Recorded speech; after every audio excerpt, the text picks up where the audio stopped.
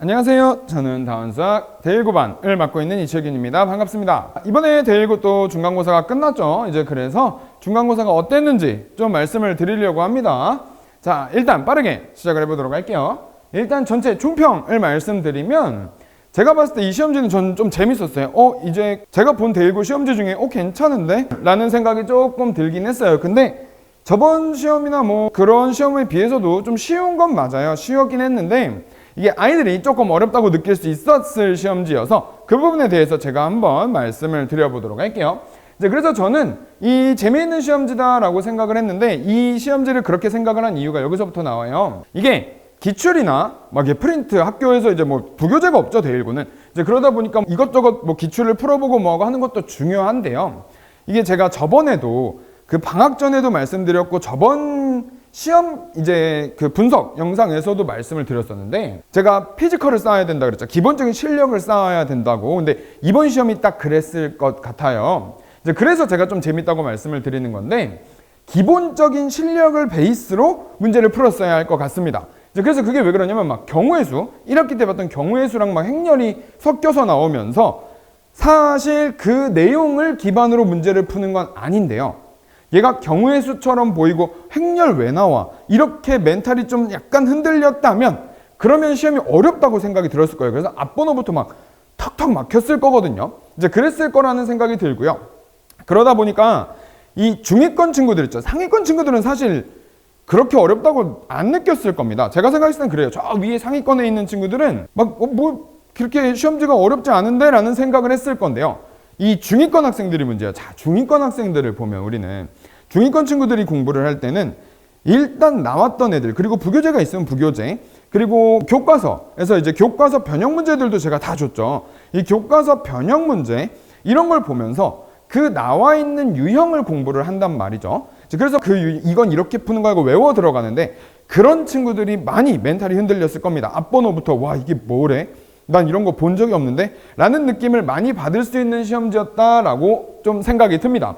그래서 이게 문제가 왜 그러냐면 배점이 높지 않은 문제들은 그 앞번호 문제들이 익숙한 문제가 아니었을 거예요.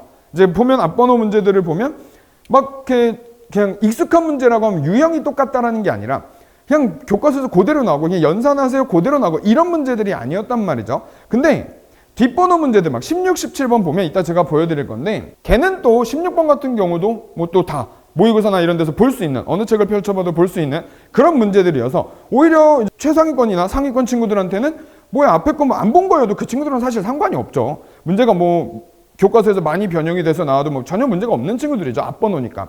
그래서 그런 친구들은 영향을 받지 않았을 건데 이 중위권 친구들이 조금 이제 힘들어하지 않았나라는 생각이 드는 시험지다라고 보셔도 좋을 것 같습니다.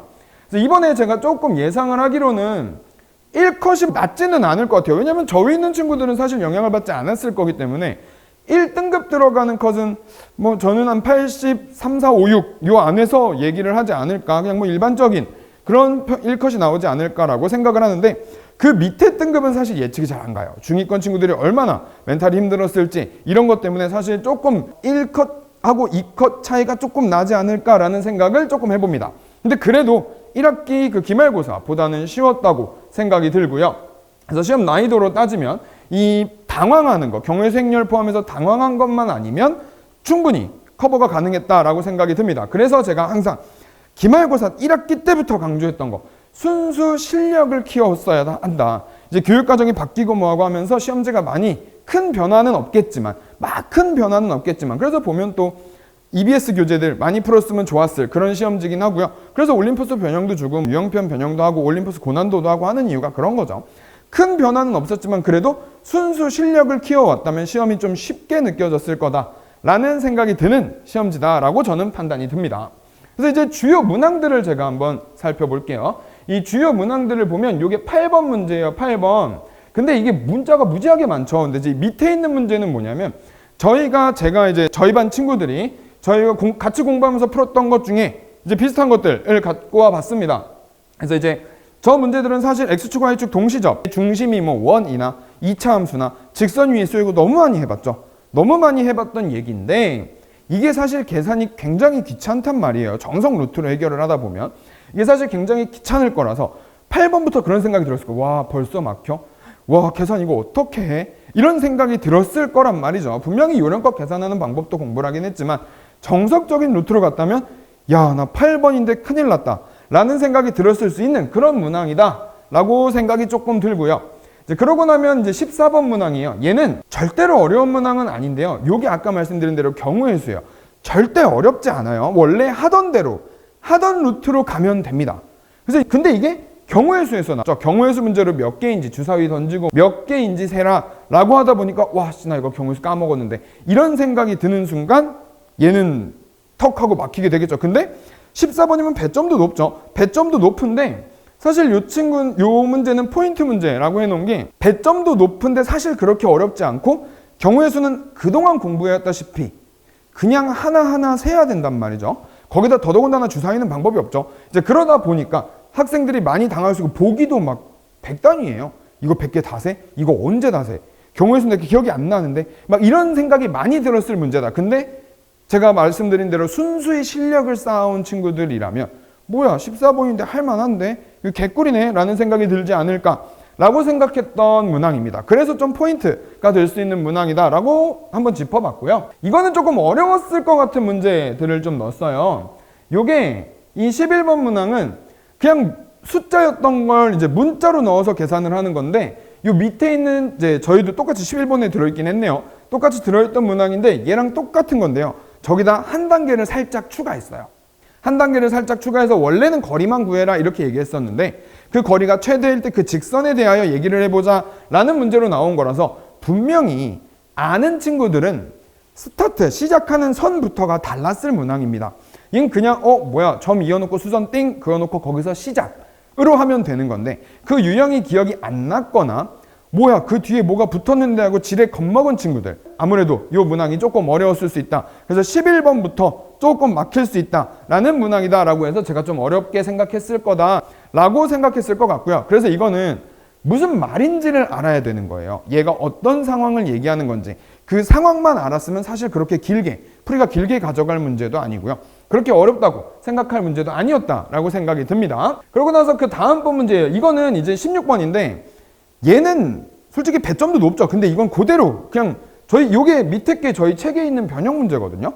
제가 아이들 공부시켰던 변형 문제인데 그냥 그 문제 그대로 나온 거예요. 그대로 그림도 안 돌아갔어요. 그림도 안 들어갔고 그냥 비율 관계만 바뀌어서 나왔는데 이제 요걸 그림 안에다 해결을 해서 그런 방법을 이제 제가 몇 번 보여줬는데 그런 방법을 기억한 친구들이라면 굉장히 편했을 겁니다. 문제도 뭐야 많이 봤던 거네. 이거 쭉쭉 수선 그어놓고 길이비 따다당 한직선 위에 있어 하면 끝. 이렇게 할 수 있는 문제들이었어요. 근데 그냥 비율만 바뀌었다는 걸 알아채지 못한 친구들한테는 와 이걸 언제 또 연산해 이러면서 시간이 부족해지겠죠. 지금부터 시간도 얼마 안 남았는데 초조해 난 아직도 객관식이야 라는 생각이 들었을 겁니다. 그래서 이 문제는 그냥 넘긴 친구들도 있을 거예요. 이거 언제 연산해 연산 오래 걸리는구나. 근데 안 넘긴 친구들이 승자죠. 나 이거 어떻게 푸는지 알아. 이거 빨리 푸는 문제야 라고 했던 친구들이 좀 그런 친구들이 승자였을 문제다 라고 생각이 드는 문항이고요. 그래서 이건 좀 어렵다고 생각하면 어려울 수 있는 문제다 라고 생각이 듭니다. 그 다음 17번이죠. 야, 요거는 문제만 봐도 이제 조금 그냥 거리죠. 얘가 내용이 어려운 건 아닌데요. 문제만 읽어도 그냥 할 게 많아요, 지금. 할 게 너무 많고 이 시험 문제에서는 얘가 그나마 제일 어려웠다라고 생각이 드는데 할 것도 많고 그래서 저라면 요 문제는 그냥 일단 짧게 풀 수 있는 방법도 없어요. 이제 그러다 보니까 그냥 넘어갔을 거예요. 제가 시험장에서 보는 학생이다라고 하면 17번이잖아요. 객관식 마지막이잖아요. 이제 그래서 그냥 꽉 넘어갔을 거다. 왜냐면 서술형이 배점이 높거든요. 대일고는. 서술형이 10점짜리잖아요. 차라리 그거 앞에 두 문제 푸는 거죠. 얘 배점짜리 이거 배점이 아무리 높은 문제라고 해도 객관식인데 이제 근데 서술형은 10점짜리예요. 당연히 그게 넘어가는 게 맞죠. 걔가 더 쉬울 텐데. 이제 그래서 저는 이 문항은 알아요. 어떻게 푸는지 알 거고요. 어떤 길로 가는지도 알 수 있는 문제예요. 이것도 많이 봤을 겁니다. 저희 책에도 있었고. 이제 근데 이건 제가 찾다 못 찾았는데 분명히 책에 있었어요. 이제 그랬는데 저라면 이거 알잖아요. 오래 걸릴 거. 그래서 그냥 넘어가도 괜찮은 문제라고 해서 조금 어려웠을 거다라고 집어넣어 봤고요. 그 다음에는 요거는 이제 제가 개꿀 문제라고 넣어놨어요. 개꿀 문제. 제가 방금 말씀드렸죠. 저거 넘어갔을 거라고. 그래서 저도 이거 딱 17번 몰라 이따 하자 하고 넘기는 순간 그래 이게 맞았구나 라고 느낀 게 요게 서술형 2번이에요. 서술형 2번. 이게 서술형 2번 문제인데 이거 10점짜리예요. 10점짜리. 근데 이건 너무 쉬운 문제거든요. 안 틀릴 수 있어요. 그 어떤 학생도 안 틀릴 수 있기 때문에 사실 서술형 1번도 이랬어요. 근데 2번이 더 이 취지에 맞는 것 같아서 2번을 들고 왔는데 또 저 밑에 저희 똑같은 문제를 너무 많이 풀었죠. 근데 보시면 제가 넣어놓은 문제에서도 2번 문제죠. 2번 문제면 저희 교재에서도 2번 문제라는 건 이건 어렵지 않은 오히려 쉬운 문제거든요. 단순히 연산만 하면 되는. 이제 그렇기 때문에 이건 풀이도 길지도 않습니다. 이제 그렇기 때문에 저는 17번 딱 넘어오자마자 느꼈어요. 이게 맞았구나. 저거 넘기는 게 맞네. 라고 하고 17번 정도는 그냥 째끼고 앞에서 한 2개 정도는 째끼고 넘어오는 친구들이 많죠. 그래서 째끼고 넘어오는 게 현명한 선택이었다. 라고 해서 이런 10점짜리 거저주는 문제는 개꿀 문제다. 라고 해서 제가 뭐라고 표현해야 될지 몰라서 그냥 개꿀 문제라고 넣어놨습니다. 그래서 이거는 그 뒷문제를 넘어오고 17번 정도 째끼고 16번도 괜찮아요. 16번 정도 째끼고 넘어온 친구들이라면 제 생각에는 아싸 잘 넘어왔다 라고 생각해서 조금 시험 시간에 내 전략이 맞아떨어졌구나 라는 기쁨을 느낄 수 있는 문제다 라고 생각하시면 좋을 것 같습니다. 여기까지 해서 저희 문제 문항 설명을 조금 드려봤고요.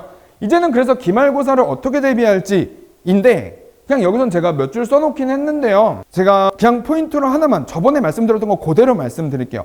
이 1학기 기말고사 끝나고도 말씀드렸다시피 저는 순전히 실력을 올리는데 집중할 겁니다. 이런 과정을 통해서 제일 중요한 거 실력을 올리는데 집중할 거예요. 순전히 피지컬이죠. 피지컬적인 면을 올리는데 집중할 겁니다. 그리고 이 앞에서 나온 앞단원에서 엮인 문제들 있죠. 그래서 그 앞단원에 뭐 1학기 때든 지금 배웠던 애들이든 이 함수에서도 경우의 수가 굉장히 많이 엮일 수 있죠. 제가 고3 애들한테도 매번 강조하죠. 경우의 수는 함수에서 나오면 진짜 어렵게 나온다고. 그래서 함수 개수 이런 경우의 수나 이런 쪽에서 엮어서 나올 수 있는 문제들에 다시 한번 집중할 겁니다. 기말고사 때 동안 똑같아요. 그걸 그냥 이 네 줄의 목적은 그냥 그거예요. 뭐 부교재고 뭐고 제가 조금 이렇게 길게 써놨지만 다 됐고요. 순전히 피지컬을 올립시다가 대1고반 목표가 될 것 같습니다. 이제부터 시험지를 그렇게 내려는 의도들이 있으셔서 시험지 자체에서도 기말고사 때부터 말씀드렸잖아요. 그렇게 내실 것 같다라는 의도들이 있으셔서 그래서 이번에 제가 조금 잘한 게 제가 직본날도 그렇고 애들한테 선생님 좀 믿어보자 했어요. 믿음이 안 가지만 선생님들이 그렇게 내시겠다고 했으니 이제 교과 외적인 걸 아는 친구들과 모르는 친구들의 차이를 줄여보겠다고 말씀을 했으니 그래서 직본날도 제가 EBS 변형을 풀렸어요. 근데 그거를 정말 잘했다고 생각을 한 게 순전히 피지컬 싸움으로 가자라는 마인드였거든요. 저도 대1고반을 가르치면서 이제 그래서 제가 이번에도 잘했다라고 생각된 게 그런 점이라서 이 부분만큼은 그냥 가장 큰 틀로 끌고 가겠다라고 보시면 좋을 것 같습니다. 그래서 기말고사 대비는 이렇게 진행을 하고요. 저희 대1고반 시간표 알려드리면서 마무리 짓도록 하겠습니다. 대1고 1학년 친구들은 월금 6시부터 10시까지 수업이고요. 내용은 뭐 공통수학이 내신 대비할 거고 교재는 자체 교재를 쓰는데 이 자체 교재에서도 모의고사 뭐 제가 따로 시중에서 살 수 없는 교재들을 쓰는 것들도 몇 개 있어요. 저도 왜 그런지 모르겠는데 저도 책을 찾다 찾은 건데 시중 서점에서 살려니까 없더라고요. 이제 그래서 제가 그 내용들을 기반으로 해서 이제 그런 책들을 기반으로 해서 자체 교재를 제작을 해서 쓸 거고요. 그렇게 해서 또 이번에 했던 것처럼 똑같이 한 3권에서 4권에서 5권이죠.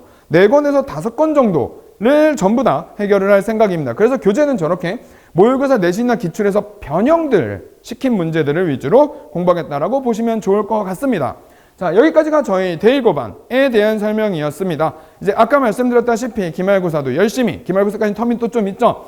열심히 순수 피지컬을 길러서 뭐 부교재나 이런 데서 교과서 외에서도 이제 문제들이 변형이 돼서 나오더라도 전혀 거리낌 없는 그런 친구들을 만들도록 노력해 보겠습니다. 감사합니다.